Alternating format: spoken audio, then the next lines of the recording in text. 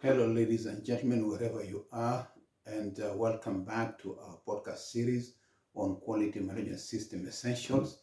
And today's title is process improvement. I hope you will be able to enjoy it as you have enjoyed the other ones. Let me start off by saying that I really appreciate all of the comments, all of the questions that you have shared with me, and I hope that my responses have met what you are looking for, and that this series has also been up to the standard that you have been looking for.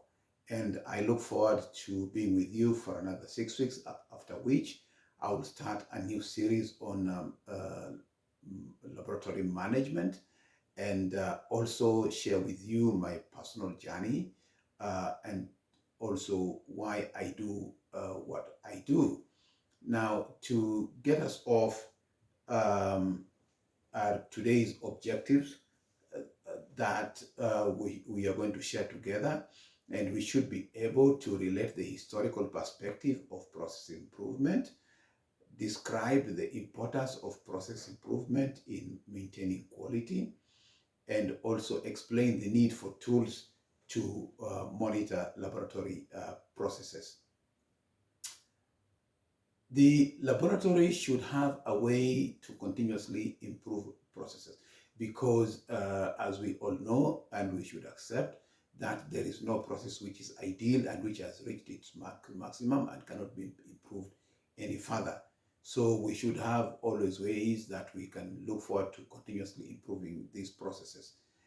And improvements may be triggered by something having gone wrong with correction, resulting in the improvement of a process. But the lab should also have mechanisms in place to identify opportunities for improvement even before anything goes wrong. This proactive approach is preferred to a reactive approach for process improvement. So look out for things that can go wrong and fix them. I know that there's a belief out there that if it's not broken, don't fix it. But look out at the worn-out parts. Look at the parts that are not functioning properly, and before they break down, we should be able to fix it so that we don't suffer any breakdowns and also stoppage of service to our customers and clients. As usual, I would like to lay down a scenario, and it goes like this. You have implemented semi-automated microbiological culture in the laboratory. You have implemented semi-automated microbiological culture in the laboratory. Staff are trained and comfortable using it. It has been validated. Test results are being reported. And it, quote unquote, seems to be working well. You have implemented semi-automated microbiological culture in the laboratory. Staff are trained and comfortable using it. It has been validated, test results are being reported, and it, quote unquote, seems to be working well. How do you know that the test is working well and will continue to work well in the future? How do you know that the test is working well and will continue to work well in the future? So let's look at the historical father of process improvement, W. Edwards Deming, who laid out 14 points for quality. And of these 14 points, 2 points address continual improvement. One, create constancy of purpose for improvement. And two, improve constantly and forever. Meaning that it is a journey and not a destination. Because if we say that, once we've gotten to this point, we cannot improve any further, that is a false premise and it cannot stand. So we have to always improve and improve forever. As long as we are working on that task or in that institution, we have to improve forever. Now, the Deming circle is we plan, then we do, and we check what we are doing. And if there are any problems, we act to rectify the problems, and then we plan again.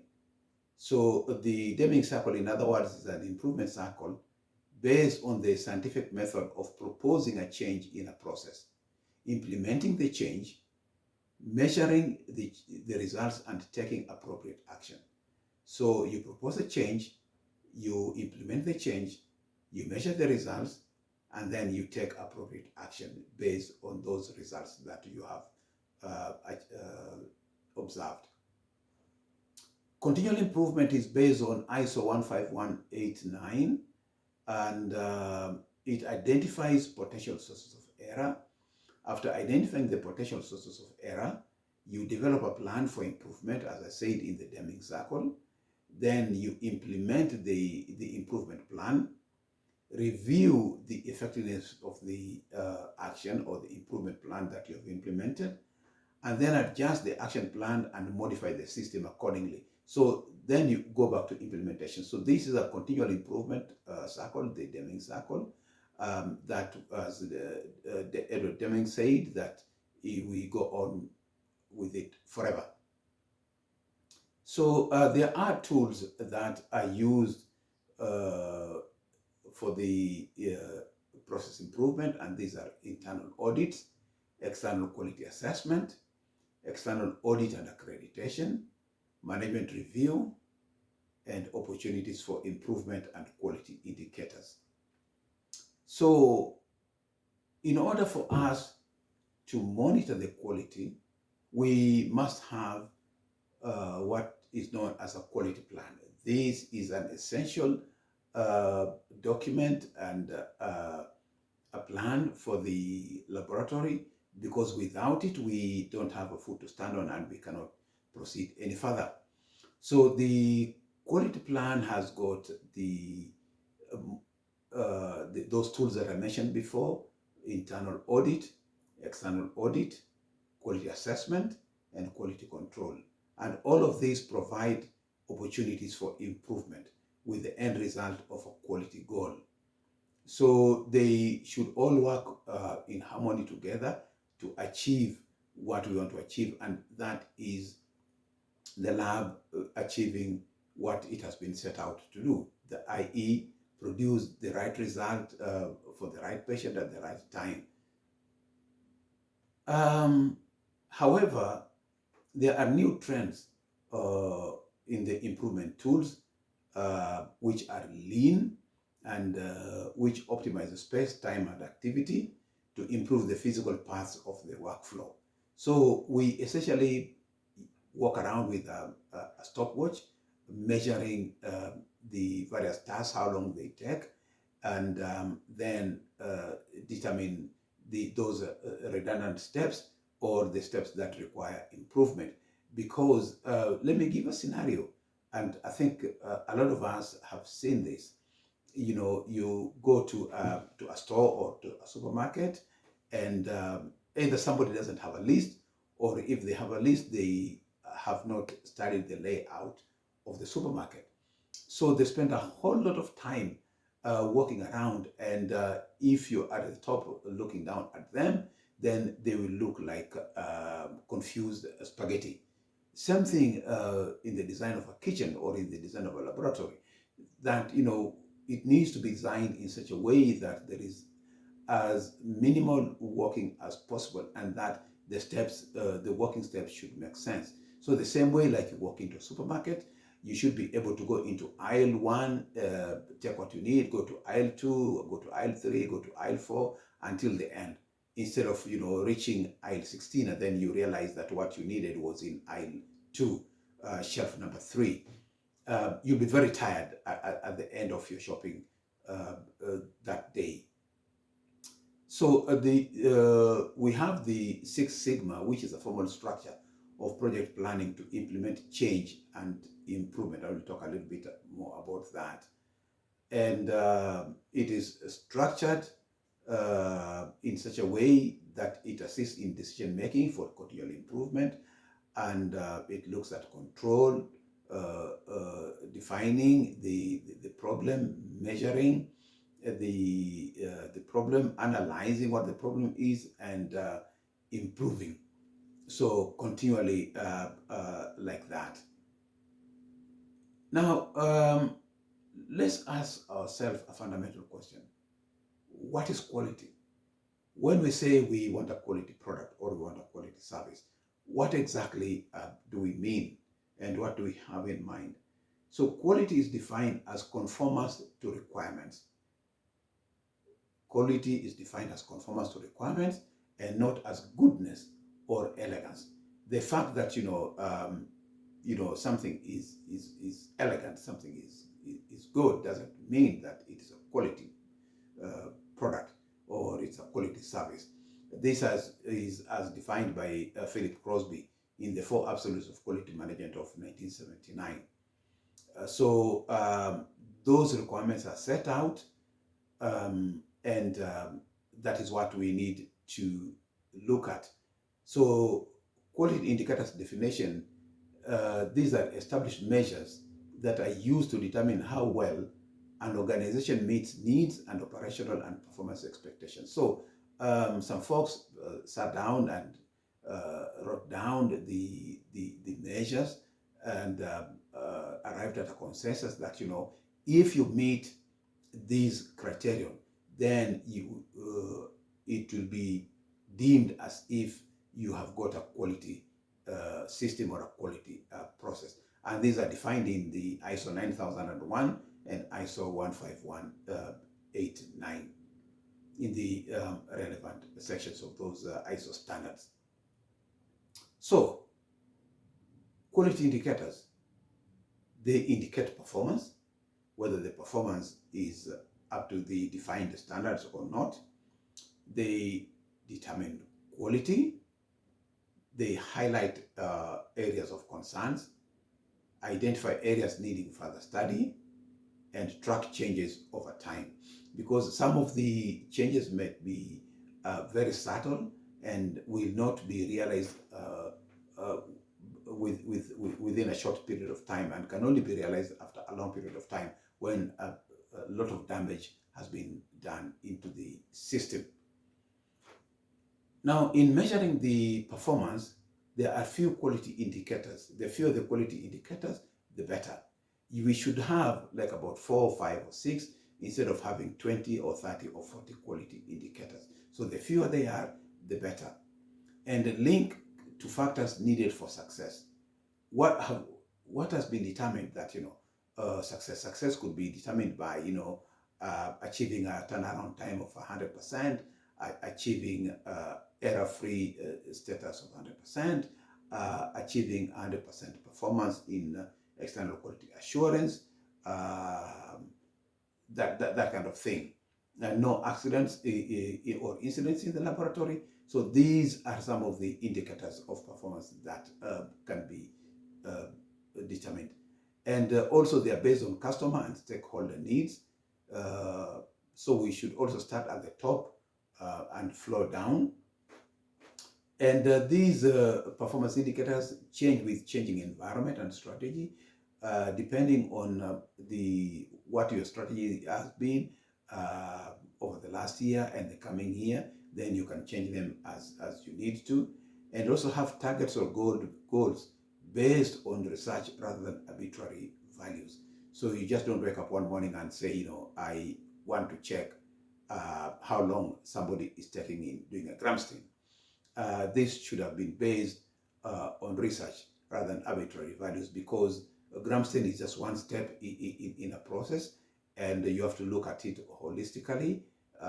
What is going to affect the gram staining, and downstream and upstream processes, how are they affected? There are 8 steps to developing successful indicators.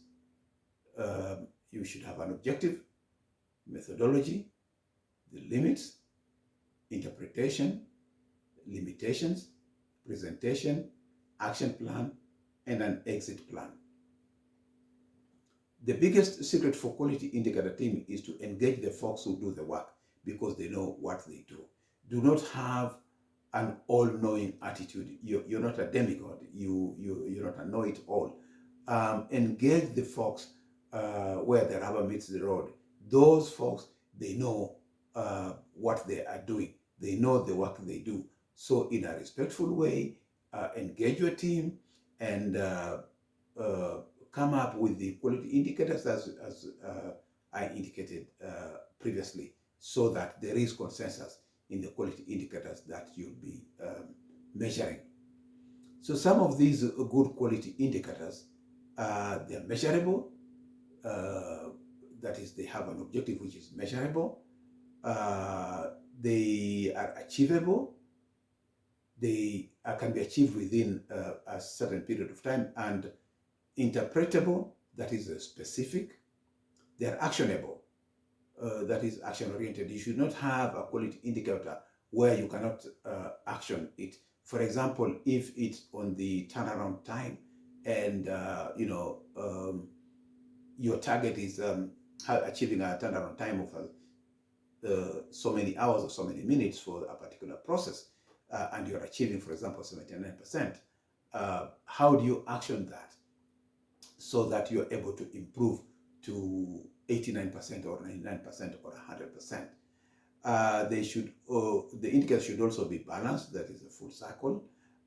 They should not lean on one side, top heavy or bottom heavy, and they should be engaging at all levels, as indicated, that the folks working on the bench, the folks who are actually doing the work, they know what they're doing, and you should engage them.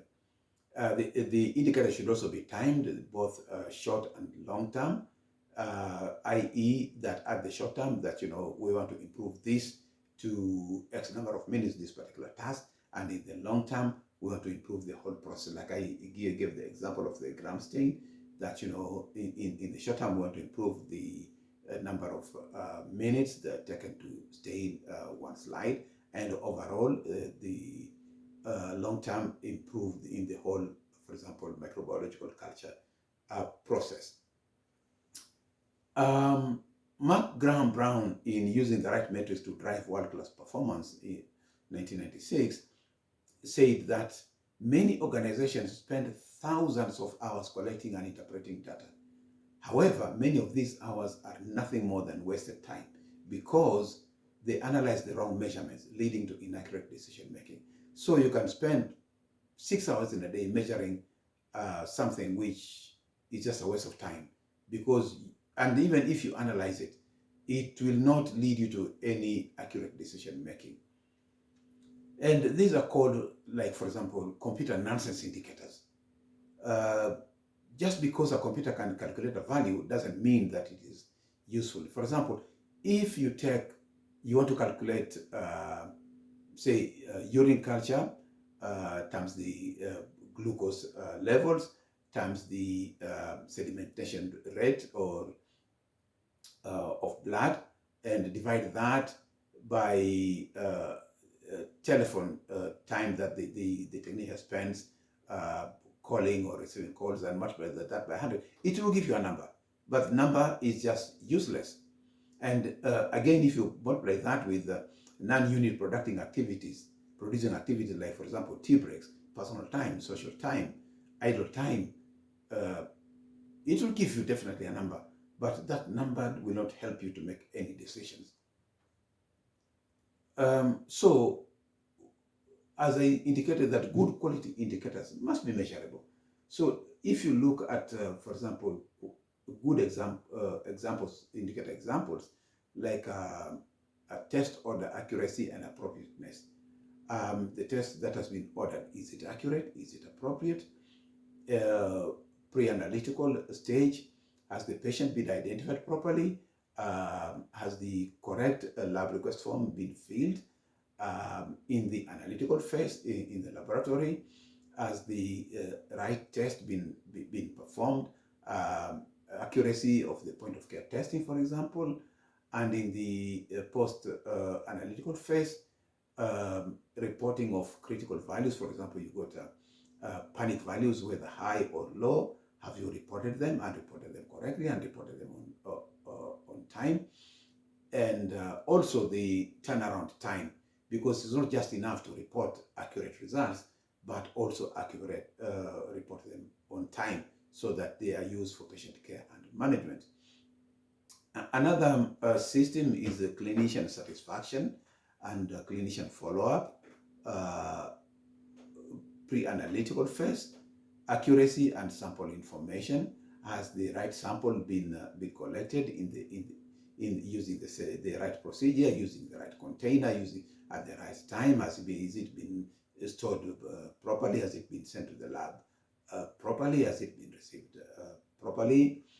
And samples like, for example, cervical or cytological or biopsy, these are samples, just examples that the clinician would need accurate results and on time. And not only these, but all kinds of tests, all samples sent to the laboratory, the clinician needs correct results at the correct time. And we can measure the clinician satisfaction, whether the turnaround time, for example, has been achieved, whether the clinical values have been reported correctly, whether there's been clinician follow-up and what has been done with the follow-up.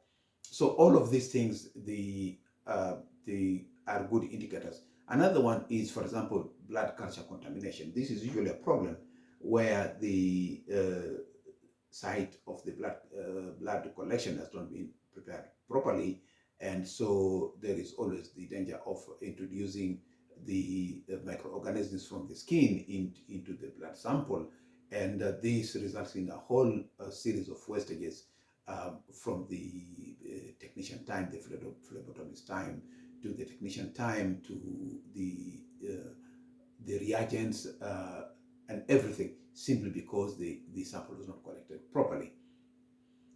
So some of the most common indicators tracked are patient ID. You may find, like I had indicated in one of my previous podcasts, that there could be 2 or 3 or 4 or just multiple patient names which are similar, or newborns where the newborn has not been given a name and the name of the parent is used. Now, take an example that, this is a multiple birth, like twins or triplets or quads, and they haven't got a name yet. So how the identification of those patients is done is very critical. And result turnaround time is another one of the indicators that are tracked. Competency of the personnel, as indicated in my introduction to this podcast series. Indeed, the personnel will come in qualified, but qualification is one thing and competency is another thing. So after you onboard the personnel, you train them, and then you determine that they are competent. And from time to time, determine their competency, either by doing blind testing or EQA samples, and any other method that you select to do in the laboratory. Another quality indicator is quality control, EQA or IQA, and proficiency testing. So just a word of caution that theoretically, patient outcome indicators best assess quality, but are the most difficult to measure. So whether the patient was discharged alive or not alive is a very good indicator, but also very difficult to measure, because we in the lab, most of the times, we don't have that data. And also, there are too many variables in the patient outcome indicators for it to be a good quality indicator, and they require large amounts of data, and also need extended collection periods before this data is analyzed. So the essentials for implementation are commitment by the institution, commitment by the staff in the lab, commitment by the lab manager, commitment by the lab director, commitment by the quality manager, and everybody. Proper planning, structures in place, provision of leadership. We must show leadership, and participation and engagement. As I have repeated so many times in this podcast today, that the people who are actually doing the work must be engaged and must participate. This would give us continual improvement and the chance to improve the quality of the work that we do. So in planning, consider the following. What are the root causes of error? And the second one is risk management. After you've defined the root causes of the error, how do you manage that risk? Do you completely eliminate that process, or you change it, you alter it, or you bring in a new technology? What are the failures and potential failures and near misses? Near misses are just as bad as strikes. The cost, the benefits, and priorities that are in place, and the cost of inaction. If we don't do anything, what would be the end result? In the provision of leadership, the lab director, the lab manager, the section heads must provide that leadership. Whether that leadership is the leadership of Mother Hen or Mother Duck, whether leading from the front or leading from behind, whatever your leadership style is, but you must provide leadership and foster the culture for improvement in openness, that others have good ideas. As I said, you're not the only one who knows everything. Other people might have better ideas than yours. And also commitment that improvement will occur. And lastly, opportunity that staff can, should, and must participate. So in staff participation, the manager does not always know what workers know and do. So, like I've just said a few minutes ago, that you should not have a know-it-all attitude, and be humble and accept humility, that there are other people. That is why you hire people. My belief is that I hire people who are brighter than me, people who know better than me, people who can do it better than me, and I step aside and let them do their job. Continual improvement requires leadership and team participation. Discussion. We are only as strong as the weakest link. We are only as strong as the weakest member in our team. So we should aim to have one quality improvement project every 6 months, and we should set a timeline. For example, if it is a specimen collection, or ELISA turnaround time, or physician's complaints, or QC of instruments. So pick a task every 6 months, then review it, look at the any issues that there could be, fix those issues, and then review again, and then pick on another one. So always use a team approach and involve bench level staff. I cannot overemphasize this fact that the people who are actually doing the work are the ones who know what they're doing, and involve them in all the things that you do, and in all the improvement activities that take place in your laboratory. So use quality tools like audits, whether internal or external, reviews like the annual management review, or ad hoc review, EQA, and use opportunities for improvement, OFI. Use the quality indicators. You can also use the Six Sigma or the Lean approach. These are all tools, the quality tools that are available to us to be able to use in our improvement activities. Now, the aim is to correct or prevent poor practices. I would rather that we prevent poor practices completely instead of correcting them. We have to ensure that we have systems in place to ensure that these poor practices do not take place even to begin with, and report progress to management and laboratory staff. And use available information to study customer suggestions or complaints. Normally we perform an annual customer review, and we should seriously take their suggestions. We also take their complaints, because they are the end consumers of the product that we generate in the lab, which is lab results. Identified errors from occurrence management program should also be looked at, and problems identified in internal audits should also be looked at. So if possible, design a study so that results can be statistically measured. Remember, we said that we should be able to measure it, and after measuring, we should be able to correct it. After correcting it, we should be able to review. it. Use an indicator only as long as it provides useful information. Don't get tied to your indicators that you're not able to change the indicators. If the indicator is no longer providing useful information, then delete it, dump it, and have new indicator. So in summary, plan each step and then do what is necessary to be done. Check what you have done, the performance, and act on any errors that have been identified, and then plan again. The key message from this podcast is that quality counts, and continual improvement is the core of quality management.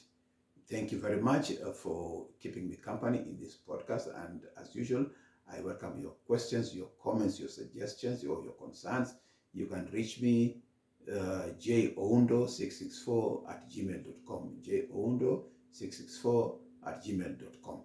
Thank you, and see you next week. Bye-bye.